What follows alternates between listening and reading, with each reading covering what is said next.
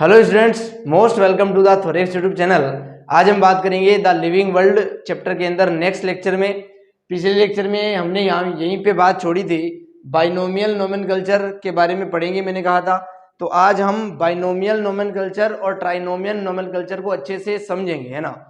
चलिए सबसे पहले समझते हैं कि नोमेनकल्चर करने के लिए दो सिस्टम दिए गए थे। पहला था बाइनोमियल, दूसरा था ट्राइनोमियल। जैसा कि नाम से ही समझ में आ रहा है, बाइनोमियल इस नाम के अंदर दो नाम होंगे बेसिकली, ट्राइनोमियल इस नाम के अंदर तीन नाम होंगे बेसिकली, है ना। कुछ ऑर्गेनिज्म के नाम दो होते हैं, साइंटिफिक नेम के अंदर दो वर्ड होते हैं ऐसा समझो, और कुछ ऑर्गेनिज्म का जो साइंटिफिक नेम होता है उसमें तीन वर्ड होते हैं।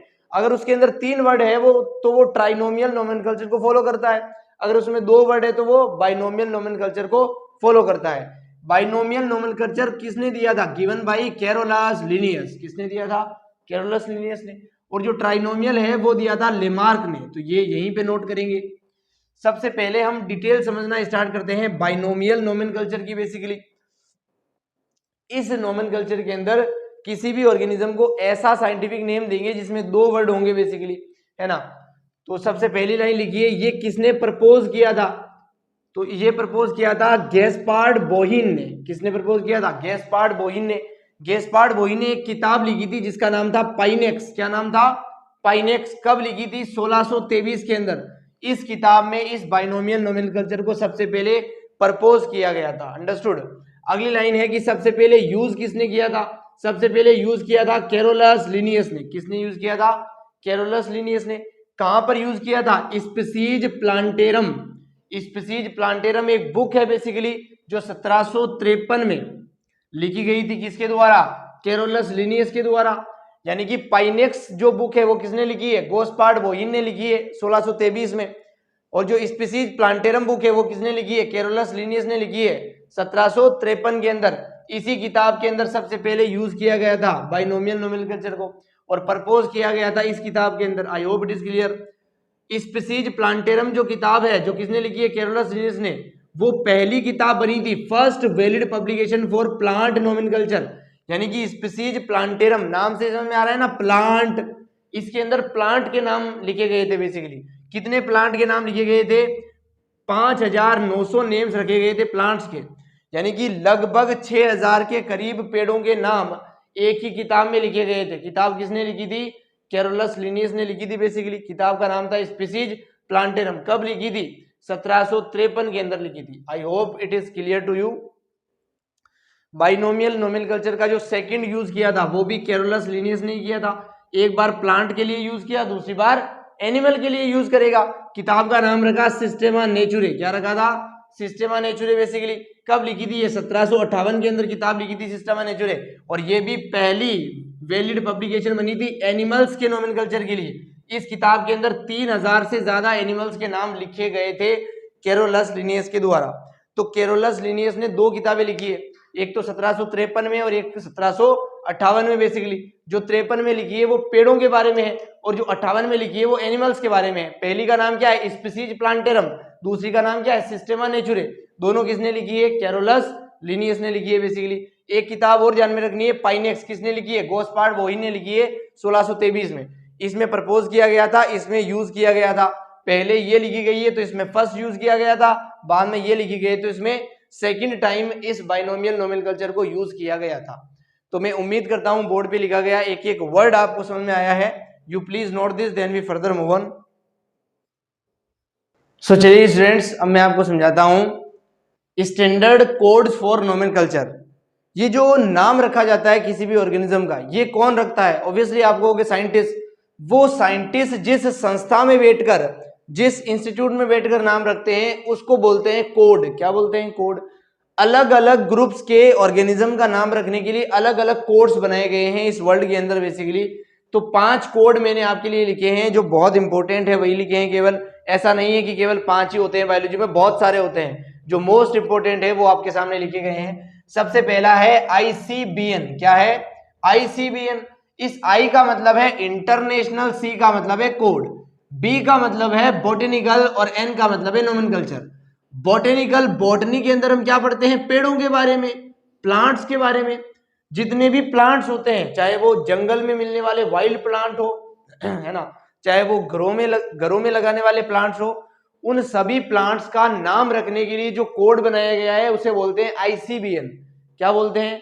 आईसीबीएन। पूरा नाम है international code for botanical nomenclature. तो ये पहला कोड था जो पेड़ों का नामकरण करता है, पेड़ों का नोमेनकल्चर करता है बेसिकली।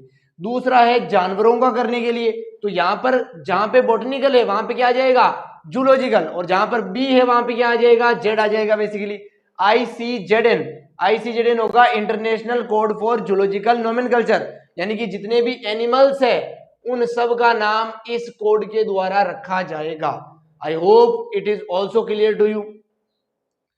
तीसरा कोड है ICNB, international code for nomenclature of bacteria, यानी कि अलग अलग बैक्टीरिया का अलग अलग साइंटिफिक नेम रखने के लिए एक कोड बनाया गया है अलग से, जिसे बोलते हैं international code for nomenclature of bacteria, आईसीएनबी।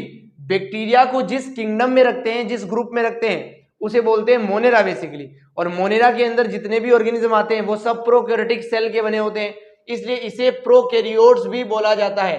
चाहे यहाँ पे बैक्टीरिया लिखो, चाहे यहाँ पे प्रोकैरियोट्स लिखो। अगर यहाँ पे प्रोकैरियोट्स लिखोगे तो इसका नाम क्या बन जाएगा? आईसीएनपी बन जाएगा।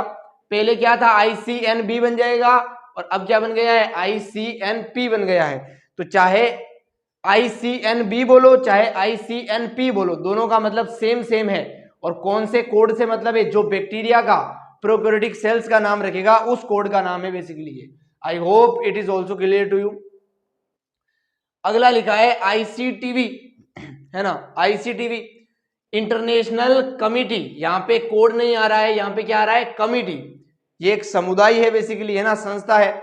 International committee for taxonomy of virus, virus की टेक्सोनोमी की जाएगी बेसिकली। टेक्सोनोमी के अंदर आपको पता है 4 स्टेप किए जाते हैं, मैंने आपको याद कराया था साइंसन से।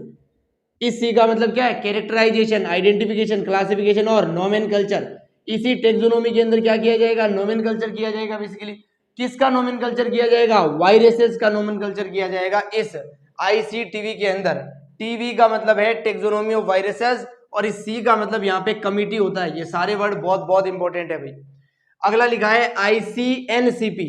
आईसीएनसीपी का पूरा नाम देखना, international code for nomenclature of cultivated plant. ये जो सीपी है इसका मतलब क्या है? कल्टीवेटेड प्लांट, और इस एन का मतलब क्या है? Nomenclature basically. आईसी तो पता ही है, international code, international code for nomenclature of cultivated plant. Cultivated जिनका आप कल्टीवेशन करते हो, है ना, जिनको आप खेती के अंदर, एग्रीकल्चर के अंदर यूज में लेते हो बेसिकली, उन पेड़ों का नाम रखने के लिए अलग से एक कोड बनाया गया है जिसे बोलते हैं आईसीएनसीपी। क्या बोलते हैं? आईसीएनसीपी। तो इनमें से किसी की भी फुल फॉर्म पूछी जा सकती है नीट में, किसके अंदर किसका नाम रखा जाता है वो पूछा जा सकता है। यहाँ पे प्लांट का, एनिमल का, बैक्टीरिया का, यहाँ पे बैक्टीरिया का, यहाँ पे वायरस का, और यहाँ पे कल्टीवेटेड प्लांट का। तो ये सब इंपॉर्टेंट है और ये पूछे भी जा सकते हैं। So you please note this, then we further move on. तो चलिए स्टूडेंट्स, अब मैं आपको समझाता हूं rules for binomial nomenclature. Binomial nomenclature को फॉलो करने के लिए हमें कुछ रूल्स फॉलो करने पड़ते हैं। उस नाम को लिखने के लिए कुछ रूल्स को ध्यान में रखना पड़ता है। तो 4 रूल्स लिखे गए हैं एनसीईआरटी में, एक एक वर्ड में आपको समझाऊंगा, बहुत ध्यान से देखें। पहला रूल, बायोलॉजिकल नेम्स, जो नाम आप लिखोगे उसे बायोलॉजिकल नेम बोल सकते हो, उसे साइंटिफिक नेम भी बोल सकते हो। तो यहाँ पे लिखा गया है बायोलॉजिकल नेम्स, कोई बुरी बात नहीं है। आर डिराइव्ड, वो कहां से उठाए गए हैं बेसिकली, कहां से लिए गए हैं? From Latin language, Latin language से उठाए जाते हैं। जितने भी साइंटिफिक नेम होते हैं वो लेटिन लैंग्वेज से उठाए जाते हैं। क्यों उठाए जाते हैं? क्योंकि लेटिन लैंग्वेज एक डेड लैंग्वेज होती है, इसमें कोई भी परिवर्तन अब होता नहीं है। जैसे कि इंग्लिश लैंग्वेज है, इसमें लगातार चेंजेस हो रहे हैं, जो आज के राइटर है वो कुछ ना कुछ चेंजेस कर रहे हैं, लेकिन लेटिन लैंग्वेज का उपयोग ही नहीं हो रहा आजकल। जब उपयोग ही नहीं हो रहा, यूज ही नहीं हो रहा, तो उसमें चेंजेस ही नहीं होंगे, है ना। जब चेंजेस ही नहीं होंगे तो उसे डेड लैंग्वेज का दर्जा दिया गया है, और इसी डेड लैंग्वेज से सारे जो साइंटिफिक वर्ड है वो उठाए जाते हैं। उठाए कहां से जाते हैं? डेराइव्ड कहां से होते हैं? लेटिन लैंग्वेज से। लेकिन लिखे कैसे जाते हैं? इटैलिक के अंदर लिखे जाते हैं, जिसे इटैलिक्स बोलते हैं। आपने मोबाइल के कीबोर्ड में भी देखा होगा, एक ऐसा कीबोर्ड आता है जिसमें हर लेटर कुछ टिल्टेड, कुछ ऑब्लिकली प्रिंट होता है ना, कुछ ऑब्लिक तरीके से लिखे जाते हैं लेटर्स, उसमें उस ऑब्लिक तरीके को बोला जाता है इटैलिक। क्या बोला जाता है? इटैलिक। लैटिन तो एक पूरी लैंग्वेज ही अलग है ना, जैसे हिंदी और इंग्लिश अलग अलग लैंग्वेज है, वैसे लैटिन एक अलग लैंग्वेज है। लेकिन इटैलिक जो है वो एक लिखने का तरीका है जिसमें सारे लेटर्स कैसे लिखे जाते हैं? थोड़े ऑब्लिकली, थोड़े तिरछे लिखे जाते हैं। आई hope it is clear. Latin language से वर्ड्स उठाए जाएंगे और उन वर्ड्स को इटैलिक के अंदर छापा जाएगा, बेसिकली प्रिंट किया जाएगा। बायोलॉजिकल नेम्स जो होते हैं ना, उसमें दो वर्ड होते हैं बेसिकली। जो पहला वर्ड होता है वो रिप्रेजेंट करता है उसके जीनस को। भाई अगर किसी ऑर्गेनिज्म की डिस्कवरी आपने की है, उसका नाम रख रहे हो, तो उस ऑर्गेनिज्म की कोई स्पीसीज तो होगी, कोई जीनस तो होगा। उस जीनस का नाम लिखा जाता है पहले वर्ड के अंदर। बाइनोमियल दो नाम है ना, पहले नाम के अंदर क्या होता है? जीनस का नाम, और सेकेंड वर्ड के अंदर होता है उसकी स्पीसीज का नाम। ये बहुत बहुत बहुत इंपॉर्टेंट है। जो पहला वर्ड होता है वो जीनस को डिनोट करता है, रिप्रेजेंट करता है। जो दूसरा वर्ड होता है वो स्पीसीज को डिनोट करता है, रिप्रेजेंट करता है। It is very very very important. और जो जीनस का पहला लेटर होता है, first letter of genus word is capital letter. वो हमेशा कैसा होता है? कैपिटल होता है। जैसे कि एग्जांपल पे चलते हैं, अभी से देखो, जैसे मैंने एक वर्ड लिखा है जो कि साइंटिफिक नेम है मैंगो का। मैंगो को बोलते हैं मेंजीफेरा इंडिका। क्या बोलते हैं? Mangifera indica. यहां पर जो ये मेंजीफेरा पूरा है ना, ये उसके जीनस को डिनोट कर रहा है। यानी कि आम का, मैंगो का जो जीनस है उसका नाम क्या है? मेंजीफेरा। और आम की जो स्पीसीज है उसका नाम क्या है? इंडिका। ये जो जीनस का नाम है मेंजीफेरा, इसके पहले लेटर को अगर ध्यान से देखो तो कैपिटल एम दिखेगा आपको। यानी कि इस लेटर को हमेशा कैपिटल में लिखा जाता है। और जो स्पीसीज का पहला लेटर है वो आपको स्मॉल दिख रहा है। यानी कि स्पीसीज का जो पहला लेटर होता है उसे स्मॉल लेटर में लिखा जाता है। अंडरस्टूड और नॉट? तो ये लिखा हुआ देख लो, जो फर्स्ट लेटर होता है जीनस का वो कैपिटल होता है, और जो फर्स्ट लेटर होता है स्पीसीज का वो कैसा होता है? स्मॉल लेटर होता है। आई होप मैं आपको समझा पाया हूं। फोर्थ रूल को ध्यान से समझना। Both the words in biological name, biological name के जो दोनों वर्ड्स होते हैं, व्हेन हैंड रिटन, अगर उन्हें हाथ से लिखा गया है, आर सेपरेटली अंडरलाइन। अगर उन्हें हाथ से लिखा गया है, जैसे मैंने इधर लिखा है हैंड रिटन, इस नाम को हाथ से लिखा गया है, तो इसको अंडरलाइन करना पड़ेगा, दोनों शब्दों को सेपरेटली। ऐसे अंडरलाइन नहीं कर सकते, पूरी एक ही अंडरलाइन कर दी दोनों के नीचे, नहीं, इसके नीचे अलग से अंडरलाइन, इसके नीचे अलग से अंडरलाइन, इसलिए लिखा गया है सेपरेटली अंडरलाइंड। वो दोनों शब्दों को अलग अलग अंडरलाइन करना है अगर हाथ से लिखा गया है। तो अगर कीबोर्ड की सहायता से प्रिंट किया जा रहा है, तब तो किस फॉर्मेट के अंदर प्रिंट करेंगे? इटैलिक फॉर्मेट के अंदर। और इटैलिक फॉर्मेट कुछ ऐसा दिखेगा आपको, तिरछा लिखा हुआ, ये अंडरलाइन नहीं किया जाएगा यहां पर, है ना। जब प्रिंट किया जाएगा तो ये इटैलिक के अंदर प्रिंट किया जाएगा। इसमें भी पहला वर्ड जीनस को दिखाएगा और दूसरा वर्ड स्पीसीज को दिखाएगा बेसिकली। जब प्रिंट होगा तो इटैलिक में होगा, ये इंडिकेट करता है कि ये लैटिन ओरिजिन है। देखो, जो हम नॉर्मल इंग्लिश प्रिंट करते हैं ना कीबोर्ड में, वो रोमन तरीका है। रोमन एक फॉर्मेट है लैंग्वेज को लिखने का, जिसमें सारे लेटर कुछ ऐसे लिखे जाते हैं बेसिकली। जैसे मैं लिखूं आपके सामने दा, तो ये कौन सा तरीका है? ये रोमन तरीका है लिखने का। अगर मैं इटैलिक में लिखूं इसी दा को, तो कुछ ऐसे लिखा जाएगा, ये दा कुछ ऐसे, ये इटैलिक है और ये क्या है? रोमन तरीका है। जब रोमन तरीके की किताब लिखेंगे पूरी, उसके बीच में कोई भी इटैलिक तरीके से लिखा गया वर्ड होगा, तो उस वर्ड को देखते ही हम समझ जाएंगे ये किसी ऑर्गेनिज्म का साइंटिफिक नेम है। अंडरस्टूड और नॉट? अगर हम हाथ से लिख रहे हैं, अपने नोट्स बना रहे हैं हाथों से, तो साइंटिफिक नेम के नीचे क्या करेंगे? अंडरलाइन करेंगे, जिससे देखते ही पता चल जाए ये किसी ना किसी ऑर्गेनिज्म का साइंटिफिक नेम है बेसिकली। इसीलिए ये रूल रखा गया है दूर से ही इस नाम को पहचानने के लिए। और नाम कहां से ओरिजिन होता है? लैटिन लैंग्वेज से ओरिजिन होता है। इसे डिनोट करता है ये इटैलिक तरीका। इटैलिक में क्यों लिखते हैं? क्योंकि ये लैटिन से उठाया गया है, ये हमें पता लग जाए। साइंटिफिक नेम है, अगर पता लग गया तो सारे साइंटिफिक नेम लैटिन से तो उठाए जा रहे हैं बेसिकली, तो ये भी पता लग जाएगा। तो ये 4 रूल है बाइनोमियल नोमेनक्लेचर को लिखने के और समझने के। तो मैं उम्मीद करता हूं एक एक वर्ड आपको समझा पाया हूं। You please note this, then we further move on. कभी कभी कुछ किताबों में आपको आम का या मैंगो का जो साइंटिफिक नेम है वो ऐसा लिखा हुआ दिखेगा, मेंजीफेरा इंडिका लिन। यहाँ पर जो ये लिन है वो साइंटिस्ट का नाम है, कैरोलस लिनियस ने ये नाम लिखा था सबसे पहले, इसलिए उनको सम्मानित करने के लिए, सम्मान देने के लिए इस नाम के पीछे ये वर्ड भी लिखा जाता है। इस लिन को बोलेंगे थर्ड वर्ड बेसिकली। इसके नीचे ये साइंटिफिक का नेम होता है, इसके नीचे कभी भी अंडरलाइन नहीं होगी, ये कभी भी इटैलिक में नहीं लिखा जाएगा, ये हमेशा रोमन के अंदर लिखा जाएगा। रोमन का मतलब नॉर्मल लेटर्स, जैसा कीबोर्ड में किताब के सारे वर्ड्स लिखे जाते हैं उसी तरह ये लिखा जाएगा। ये कुछ वर्ड्स में लिखा हो सकता है जैसे कि आम के अंदर, और कुछ में नहीं भी लिखा हो सकता है, ज्यादातर में नहीं लिखा होता है बेसिकली। तो ये तीसरा वर्ड है जो बाइनोमियल नोमेनकल्चर का ही पार्ट है।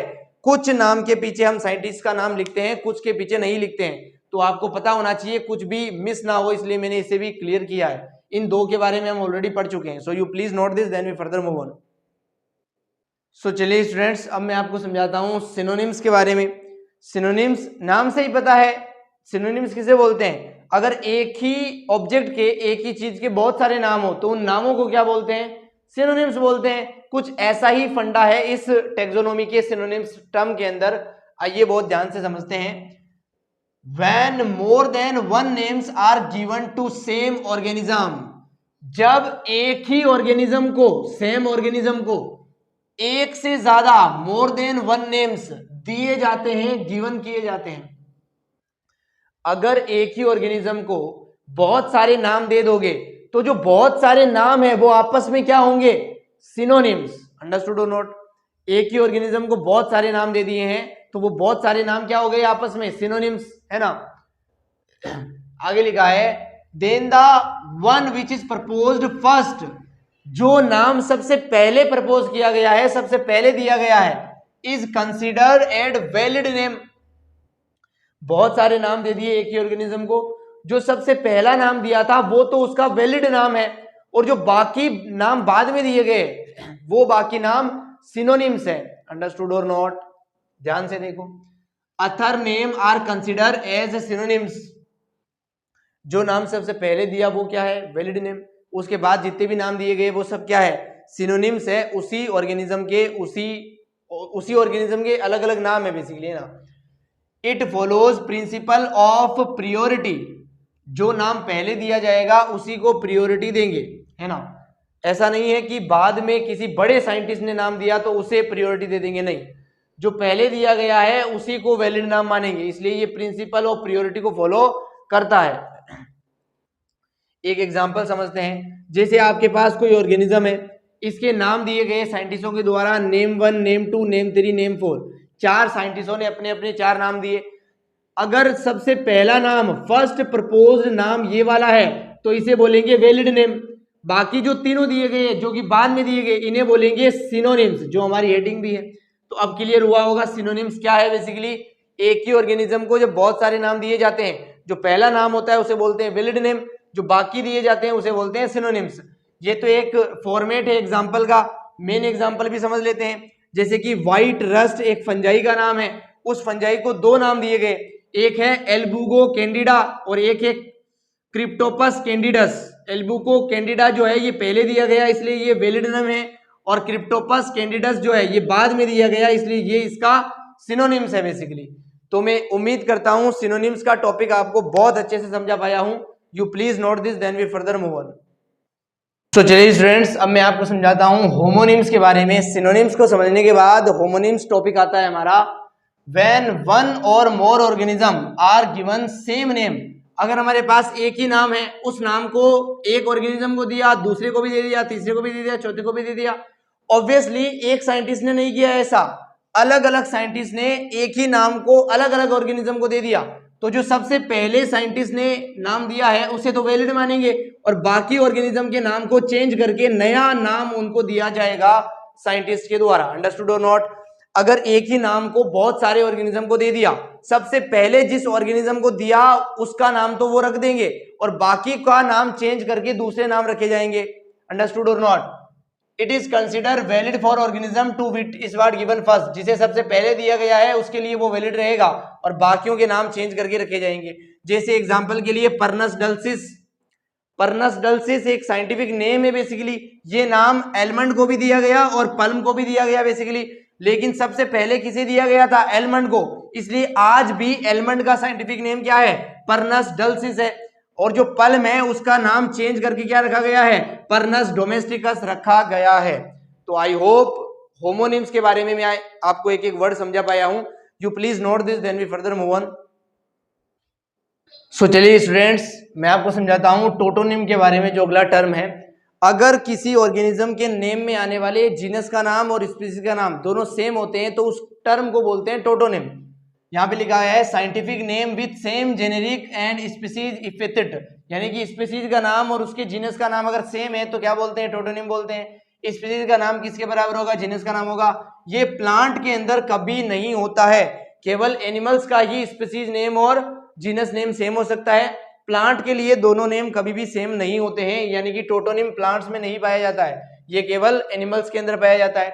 जैसे कि रेट का नाम होता है रेटस रेटस, गोरिल्ला का होता है गोरिल्ला गोरिल्ला, कोबरा का होता है नाजा नाजा, और टोड का होता है ब्यूफो ब्यूफो, ओल का होता है ब्यूबो ब्यूबो, और रेड फॉक्स का होता है वल्पस वल्पस। यहाँ पर ये जो आगे वाले टर्म है ये सब किसके नाम है?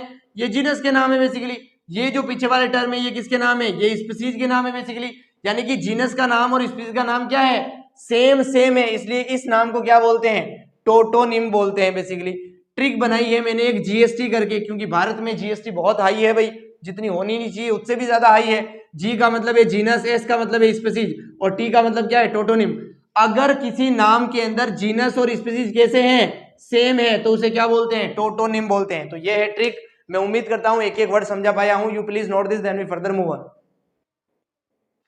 अगला टर्म है हमारे सामने ऑटोनिम्स। तो हमने टोटोनिम समझ लिया, उसके बाद समझते हैं ऑटोनिम। ऑटोनिम के अंदर क्या आता है? जो स्पीसीज का नाम है वो सेम होता है किसके साथ? सब स्पीसीज के नाम के साथ। अगर कोई एनिमल है तो, अगर कोई प्लांट है तो उसकी वेराइटी के नाम सेम होता है। बहुत ध्यान से सुनना, अगर किसी प्लांट का वेराइटी नेम और उसका स्पीसीज नेम सेम है तो उस नाम को बोलते हैं ऑटोनिम। अगर किसी एनिमल की सब स्पीसीज का नेम और उसकी स्पीसीज का नेम सेम है तो भी उसे क्या बोलते हैं? ऑटोनिम बोलते हैं। एग्जांपल के लिए, जैसे ह्यूमन एक एनिमल है, इसका नाम है होमो सेपियन सेपियन। ये क्या है? ये जीनस है। ये क्या है? स्पीसीज है। ये क्या है? इसकी सब स्पीसीज है बेसिकली, एसएस, यानी कि सब स्पीसीज। यहां पर देखो स्पीसीज और सब स्पीसीज का नाम क्या है? बिल्कुल सेम सेम। तो ये नाम किसके अंदर आता है? ऑटोनिम के अंदर आता है बेसिकली। जैसे कि गोरिल्ला का नाम है गोरिल्ला गोरिल्ला गोरिल्ला, यहां पर ये दोनों सेम है। ये क्या है? जीनस, ये क्या है? स्पीसीज। ये दोनों सेम है, इसलिए गोरिल्ला का नाम किसके अंदर आता है बेसिकली? टोटोनिम के अंदर आता है। जहां पर स्पीसीज और सब स्पीसीज का नाम सेम है, इसलिए गोरिल्ला का नाम किसके अंदर आता है बेसिकली? ऑटोनिम के अंदर आता है। तो टोटोनिम और ऑटोनिम यहाँ पे एक साथ क्लियर हुए होंगे। तो मैं उम्मीद करता हूं बोर्ड पे लिखा गया एक एक वर्ड आपको समझ में आया है। You please note this, then we further move on. So students, अभी तक हमने समझा था बाइनोमियल नोमेनकल्चर के बारे में। अब मैं आपको समझाता हूं ट्राइनोमियल नोमेनकल्चर के बारे में। नाम से ही पता चल रहा है ट्राई, इस नाम के अंदर 3 वर्ड्स होंगे। ऑब्वियसली ये भी एक साइंटिफिक नेम है। इसे किसने प्रपोज किया था? लेमार्क और हक्सले ने प्रपोज किया था, जिसके अंदर मेन साइंटिस्ट थे लेमार्क बेसिकली। ये बातें हमने पहले भी समझ ली थी। इसके अंदर भी जो पहला वर्ड होगा वो जीनस को दिखाएगा, इसलिए इसको जेनेरिक नेम बोलते हैं। दूसरा वर्ड होगा वो स्पीसीज को दिखाएगा, इसलिए इसको स्पीसीज इपिथेट बोलते हैं। तीसरा वर्ड जो होगा वो अलग अलग ऑर्गेनिज्म में अलग अलग चीजों को दिखाएगा। अगर वो किसी एनिमल का नाम है तो वो सब स्पीसीज को दिखाएगा। अगर वो किसी प्लांट का नाम है तो वो वेराइटी को दिखाएगा। अगर वो किसी बैक्टीरिया का नाम है तो वो उसके स्ट्रेन को दिखाएगा। अब ये species, sub species, variety, strain, kingdom, order, ये सब क्या होते हैं ये हम अगले लेक्चर में समझेंगे डिटेल में। अभी के लिए बस नाम याद कर लो, अगले लेक्चर में इनकी जन्म कुंडली आपके सामने रख दूंगा बेसिकली, है ना। इन दोनों वर्ड्स के जो रूल्स होते हैं वो हमने पिछले बाइनोमियल नोमेनकल्चर में समझ लिए थे बेसिकली। कैसे कैपिटल लेटर लिखते हैं, कैसे स्मॉल लिखते हैं, कैसे अंडरलाइन करते हैं, कैसे इटैलिक में छापते हैं, कैसे लैटिन से उठाते हैं, ड्राइव करते हैं। ये जो तीसरा वर्ड है इसके लिए कुछ रूल्स लिखे हैं मैंने यहाँ पे। इस लेटर को हमेशा ही स्मॉल लेटर से लिखा जाएगा। अगर ये प्लांट या एनिमल का नाम है तो इसको कैपिटल और स्मॉल दोनों से लिख सकते हैं। अगर ये किसी बैक्टीरिया का नाम है तो ये वर्ड भी लैटिन से उठाया जाएगा, अंडरलाइन किया जाएगा। अगर हाथ से लिखा है तो इटैलिक में प्रिंट किया जाएगा। तो ये रूल्स है इस थर्ड वर्ड के बेसिकली। मैं उम्मीद करता हूं समझ में आ ही गए होंगे। और बिल्कुल वही है, स्मॉल लेटर और कैपिटल लेटर का ध्यान रखना बस। अगर बैक्टीरिया का नाम है तब कैपिटल लिख सकते हैं और हमेशा स्मॉल ही रहेगा। कुछ एग्जाम्पल मैंने आपके सामने लिखे हैं, जैसे गोरिल्ला। गोरिल्ला का नाम होता है गोरिल्ला गोरिल्ला गोरिल्ला। ये जो गोरिल्ला है ये उसका जीनस है, ये उसकी स्पीसीज है। और ये क्या होगा? सब स्पीसीज होगा, क्योंकि गोरिल्ला एक एनिमल है। जैसे क्रो की बात करते हैं, कॉर्वस स्प्लेंडस स्प्लेंडस। ये जो कॉर्वस है ये जीनस है, ये स्पीसीज है, और ये क्या है? सब स्पीसीज है बेसिकली। जैसे केबेज की बात करते हैं, पत्ता गोभी की, ब्रासिका ओलेरेसिया कैपेटिटा। यहां पर ये क्या है, बेसिकली ये जीनस है, ये क्या है, स्पीसीज है, और ये क्या है, ये वैरायटी है, क्योंकि ये किसी पेड़ का नाम है। केबेज पेड़ ही तो होता है ऑब्वियसली। जैसे कॉलीफ्लावर ये भी पेड़ है, तो ये क्या हो जाएगी, वैरायटी, ये क्या हो जाएगी, स्पीसीज, ये क्या हो जाएगा, जीनस ऑब्वियसली। जैसे ई कोलाई बैक्टीरिया, ये एक बैक्टीरिया है, तो ये क्या होगा, जीनस, ये क्या होगी, स्पीसीज, और ये क्या हो जाएगा, इसका स्ट्रेन हो जाएगा।